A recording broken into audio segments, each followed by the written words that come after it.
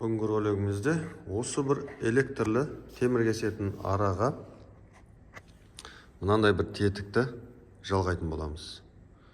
Бұл тетіктің қызметі біздің арамызды ақырындатып, баяулатып қосатын болады. Енді орысша плавный пуск деп қояды ғой. Міне. Осы бір тетікті қосамыз. Енді бұның сыртына қарасақ, сыртына белгі жазып қойған, схемасын жазып қойған. Міне 3 провод шығып тұр. А, Б, С. Міне А мен Б 220-ға жалғанады, С осы арамыздың қозғалтқышына жалғанады деп сызып қойыпты. Енді осыны қазір арамыздың мына жерлерін ашып, осы бір тетікті жалғап, қосып тексеріп көрейік. Арамыздың тұтқасын ашып, баяулатқышты мен жалғадым. Дәл осы корпусындағы схема бойынша. Көріп тұр ма? Схема бойынша міне С.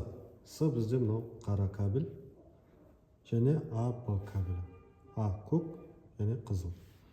Енді схема бойынша қара кабельді қозғалтқыштың қозғалтқышта 2 қызыл кабель шығып тұр, соның біреуіне жалға деп қойған. Мен жалғадым. Мұны қара кабельді тікелей қызылдың қозғалтқыштан шыққан кабельдің біреуіне жалғап қойдым мен. Ал енді А және Б кабельді біздің қосқышымыз бар ғой. Сол қосқышқа мына 2 шнурдан келе жатқан 2 кабель келеді дағыны. Қосқышты басқан кезде екінші жағына шығып қозғалтқышқа барады ғой. Сол қозғалтқышқа шығатын жағына жалғадым.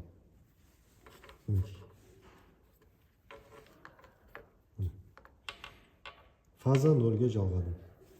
Қызыл мен көкті фаза мен 0-ге жалғадым. Бітті.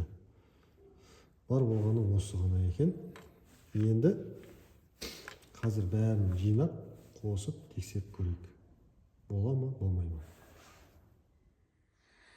Ал енді бисмиллах деп қосып тексеріп көрейік.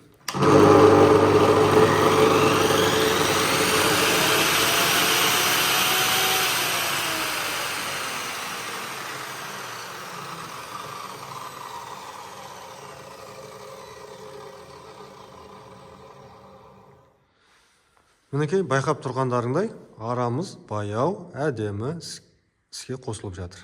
Баяу қосылып жатыр. Енді бұл ролик басқаларға да пайдасы тиюі үшін роликтің астына лайк басыңыздар, пікір жазыңыздар, таныстармен бөлісіңіздер. Сонымен келесі жолыққанша аман сау болыңыздар.